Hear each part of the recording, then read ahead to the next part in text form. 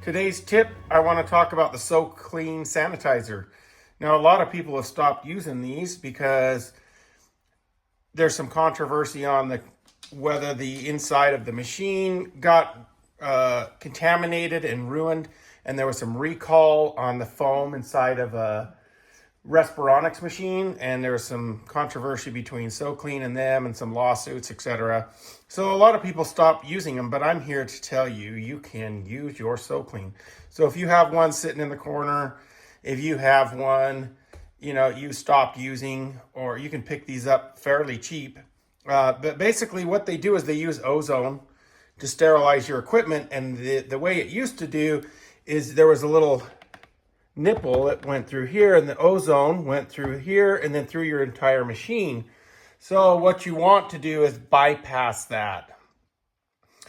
So what I did is this is the tube that comes in with the ozone. I got an oxygen bleed-in adapter, and I just got a plug. I think I just found this. I don't know what it was, but I just found it and stuck it on the end.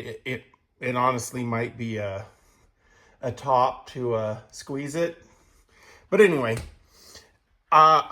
you can tape it off, whatever you want. I've also had one where my son 3D printed me something, so you can buy adapters as well. But as long as you can just get this to adapt there. So the ozone will come through here into your machine, or into the hose, and then back into the machine itself.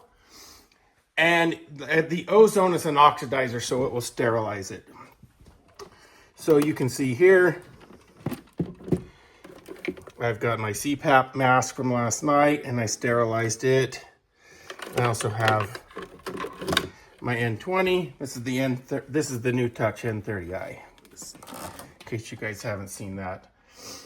But anyway, you can just simply get your adapter. I can post some stuff in the link, and I can show you how to do that. So let me finish this up by showing you the whole process of how I would clean my CPAP. So what they recommend is you get some CPAP wipes and wipe the surface of your mask down before you put it in there. So just remember, So Clean uses ozone, and the ozone will kill 99.9% of bacteria, smog, smoke, all that bad stuff.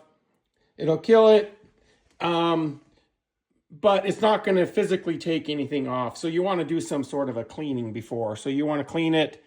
I just use the CPAP wipes. And then what I'll do is I'll put my humidifier in here, inside.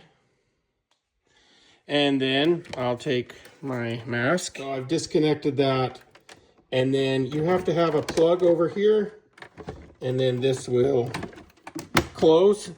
And then again, the ozone goes from there down into there, and then circulates back into the machine, and then through this filter. So it'll pull it through, and then this is a deodorizer, neutralizer, it's charcoal. Those should be replaced every 6 months. Okay, so once I put it on, close it up. And then I'm just going to hit manually.